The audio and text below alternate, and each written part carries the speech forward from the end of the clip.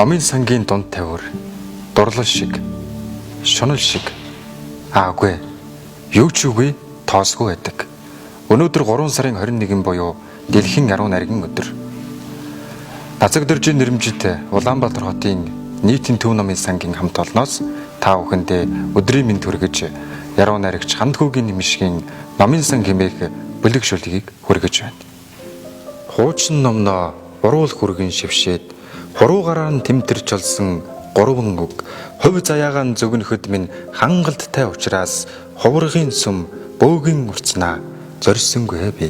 Судрын гэрэлд зөнгөөрөн шамдах эрвийхээс суларсан үгсийг үсэг үсгээр нь зөөж эс мэдэгдэх зүг рүү ниссээр байгаа энэ номын сандал зүрхэн өрнөн би. Зөөрлөхөд номын сангийн хамгийн доод тавиур зүуд шиг бишээ.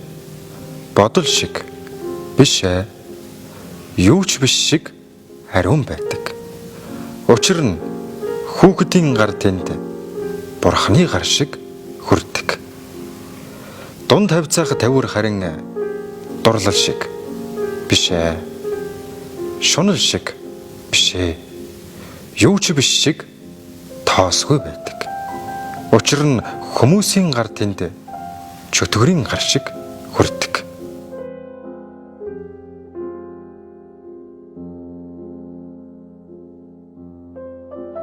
Нотлоход хамгийн дээд талын тавиур нойрсолд шиг бишээ.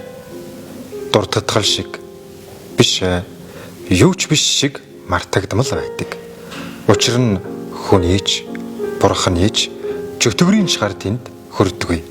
Жишээлхэд миний дотоод орон зай жирийн л тийм 3 тавиуртай.